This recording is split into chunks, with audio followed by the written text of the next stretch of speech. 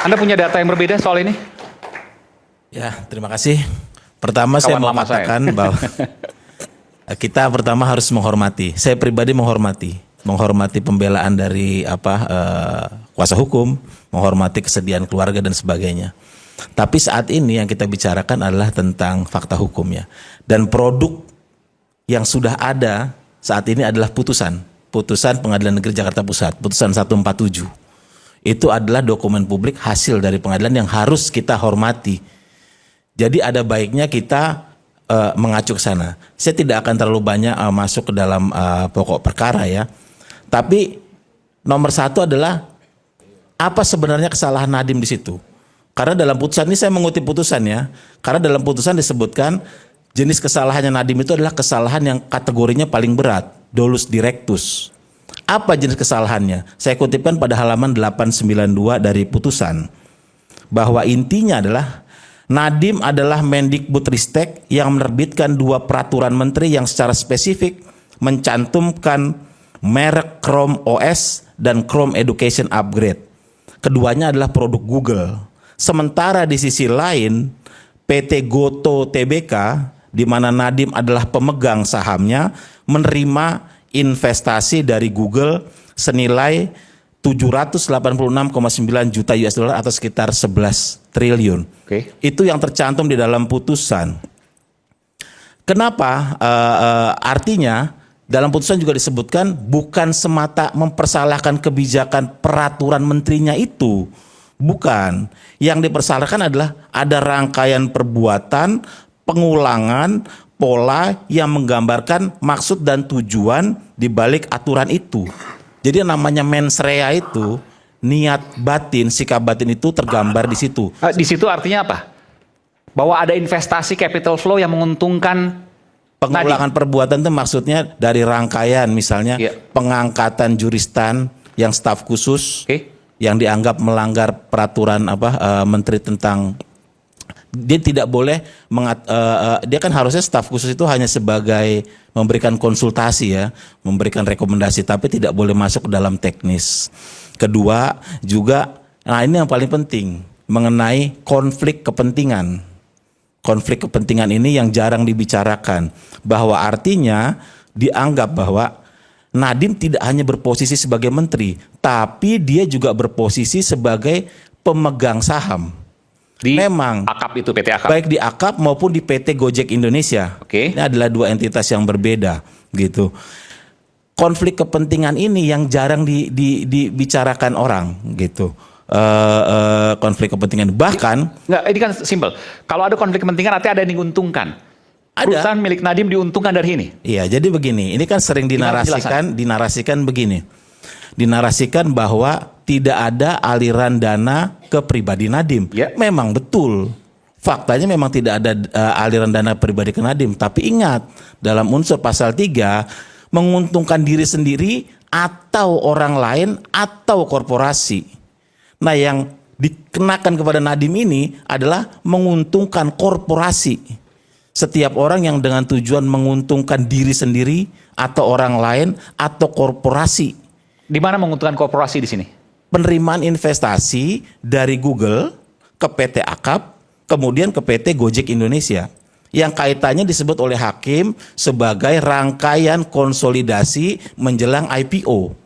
Itu yang ada di dalam putusannya. Cuma ini terkesan memang kita tidak bisa memahami secara mudah. 11 triliun masuk ke perusahaan yang terafiliasi dengan Nadiem. Iya. Kurang lebih itu. Seperti itu. Ada yang mau jawab?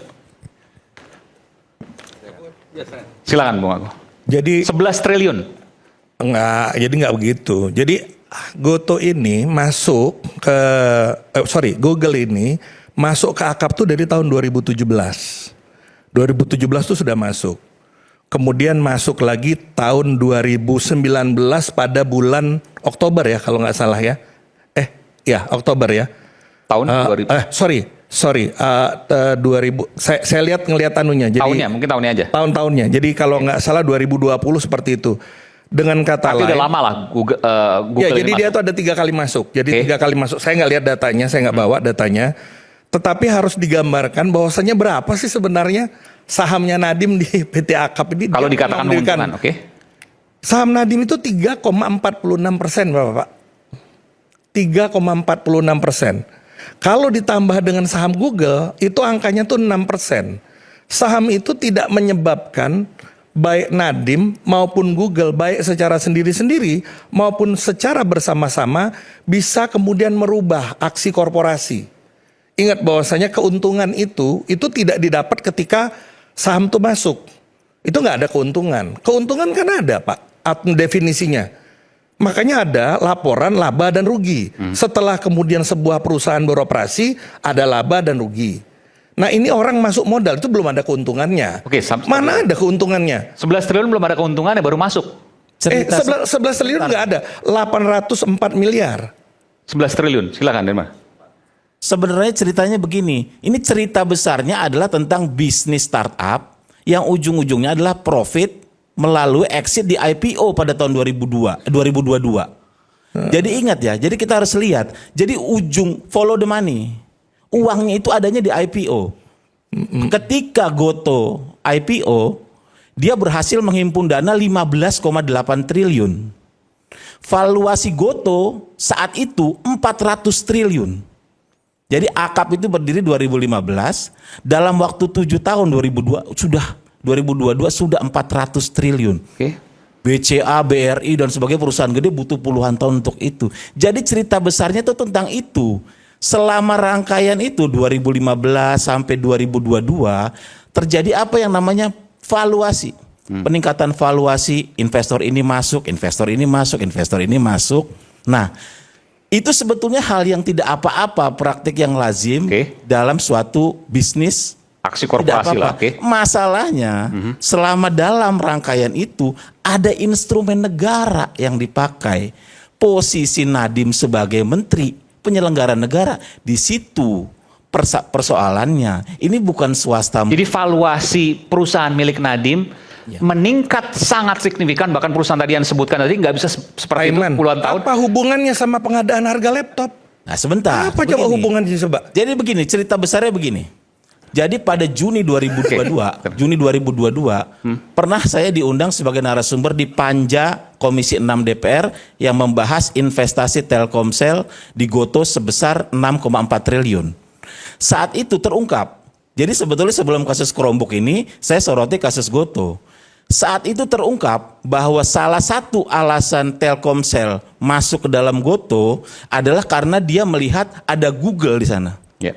Google. Ya, Google masuknya lebih dulu, makanya Telkomsel masuk 6,4 triliun. Nah, mengenai Chromebook ini persoalannya adalah konflik kepentingan tadi, tujuannya adalah menciptakan relasi bisnis strategis antara Goto TBK, Goto ya, perusahaannya Nadiem, dan Google sebagai investor. Nah, valuasi itu terbentuk adalah melalui aksi korporasi. Karena Google masuk, valuasi naik. Dan kenapa Google masuk? Karena Nadiem menjabat sebagai Mendik. Itu yang disebut oleh hakim sebagai ada korelasi temporal dan substansial.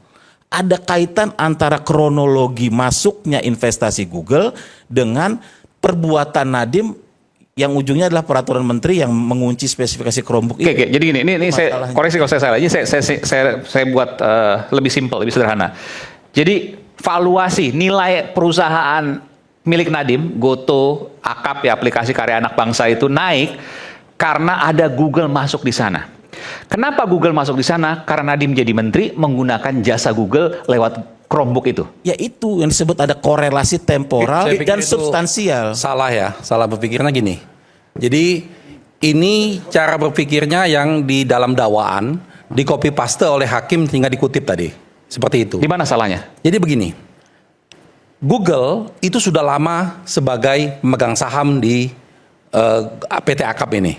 Ya, sudah lama. Mereka sejak dari 2017, lalu 2020 dan terakhir baru 2021. Ya. Nadiem ketika dia menjadi menteri, dia mengundurkan diri dari semua jabatannya di sana. Dia melepaskan diri. Ini sebelum Google menambah sahamnya. Nadiem sudah mengundurkan diri di sana. Ya. Lalu Nadiem itu hanya pemegang saham yang minoritas. Karena banyak sekali pemegang saham lainnya di sana. Karena TBK juga. Ya. Inilah yang sebetulnya menjadi benang yang terputus. Jadi seakan-akan ini akan asumsi momentum Nadiem setelah jadi menteri, lalu tidak lama setelah itu Google menambah sahamnya di sana, seakan-akan ada kepentingan di sana. Itu yang dimaksudkan itu. Nadiem itu ketika melepaskan semua kepentingan pada waktu jadi menteri, apakah sahamnya masih ada di sana? Ada pemegang saham minoritas. Dia pemegang saham. Ya artinya tetap mendapat keuntungan kalau valuasi perusahaannya naik dong. Justru tadi sebaliknya, dengan masuknya saham dari tambahan, karena ini kan mereka melakukan IPO pada waktu itu, lalu mereka menambah sahamnya masing-masing. Nadiem malah menurun dari jumlah nilai sahamnya pada waktu itu. Nah, ini sama sekali tidak ada hubungannya dengan peristiwa, apalagi tadi masalah dia sebagai menteri pejabat negara. Proses aksi korporasi ini tidak ada hubungan sama sekali dengan ini. Makanya ketika hal ini ditanyakan kepada Google, kan gini ya, ini kan Nadiem didakwa menguntungkan kepentingan Google. Tapi pada faktanya Google tidak pernah diperiksa oleh penyidik. Ya, jangankan dijadikan tersangka, diperiksa pun tidak. Sampai akhir persidangan tidak ada. Pertanyaan sederhana, ketika valuasi perusahaan Nadiem yang sementara dilepaskan itu naik, apakah Nadiem mendapatkan keuntungan? Sama sekali tidak. Tapi kan masih ada saham di sana. Iya betul, sampai sekarang dia masih ada saham di sana. Artinya kalau valuasi pada waktu naik, IPO, ya pada waktu valuasi IPO, perusahaan naik, artinya dia mendapat keuntungan. Betul, nilainya itu menjadi naik pada waktu itu pas IPO, cuman di atas kertas. Setelah itu sekarang ini turun lagi. Sekarang turun lagi.